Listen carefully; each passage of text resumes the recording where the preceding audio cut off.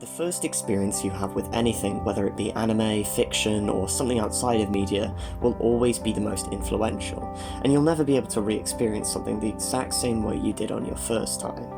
It's why, despite how many rewatches of my favourite anime or replays of my favourite games, I'm essentially attempting to fill a hole with half the material I had last time.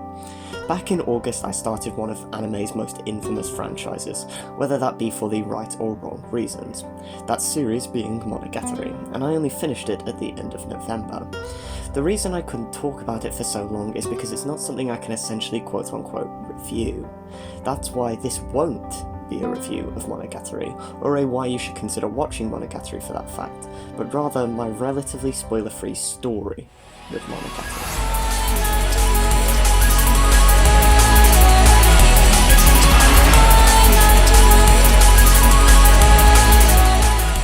Monogatari is an anime with a lot of strings attached, and has a lot of things stopping someone from just jumping into the series, whether they be true or blown out of proportion.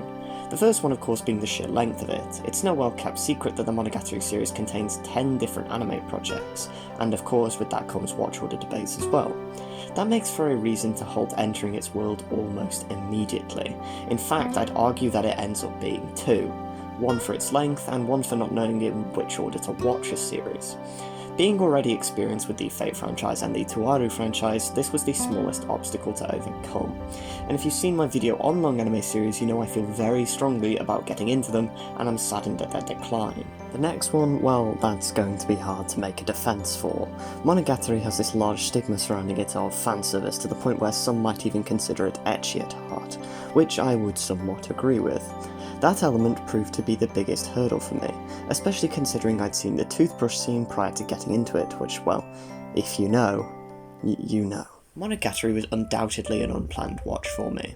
Its confusing watch order, absurd length, and questionable fanservice really turned me off, not to mention the infamously insanely long and confusing dialogues that the series is so known for.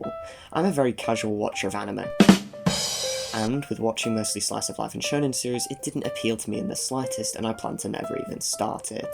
That all changed very quickly when I did my absurdly stupid tradition of picking out a random episode from a long-running show and seeing if I can both fully understand and enjoy it. Putting my weird watching habits aside, I most certainly didn't understand the episode I watched, but despite that I did really enjoy it.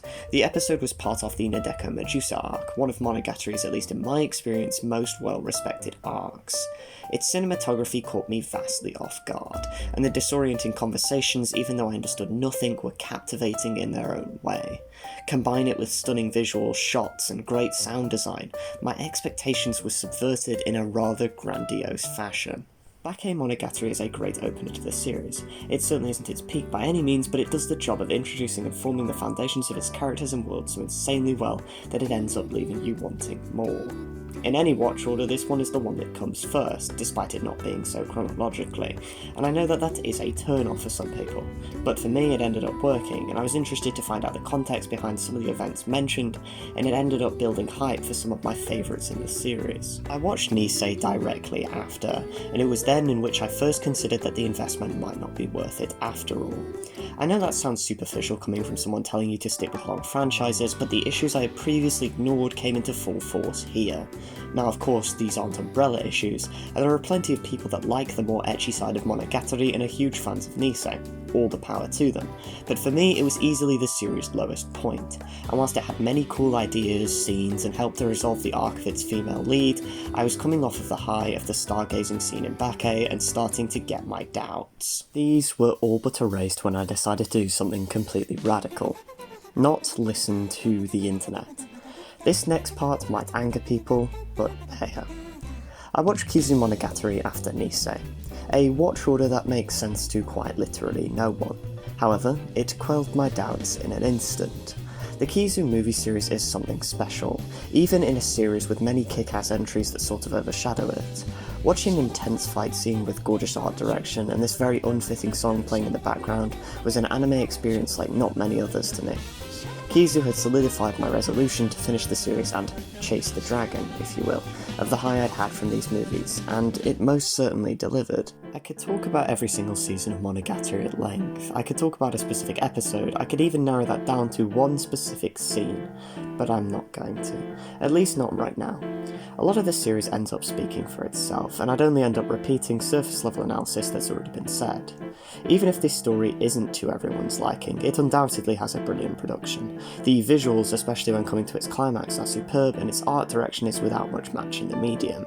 The soundtracks are different enough to portray the tone of each story, but at the same time have consistent songs, motifs and tone that help it to feel like a cohesive and consistent experience, journey, and most importantly, story. At its core, that's what Monogatari is, hence the name. One long, convoluted, brilliant story.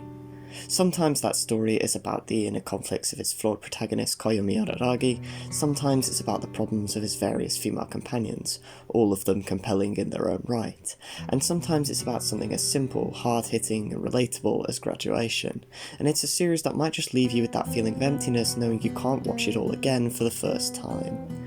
It has its problems, sure. It's not for everyone, absolutely, but as I begin to follow daily screen cap Twitter accounts, make dumb videos about it online, and read this source material desperately trying to re-experience that feeling I got on my first watch whilst knowing it's fruitless, I can't deny its impact or its quality to me. Which is why this wasn't a review of Monogatari, nor me telling you why you should consider watching it, but rather my story with Monogatari, and hopefully making this video is the end of that story. Or rather, the punchline.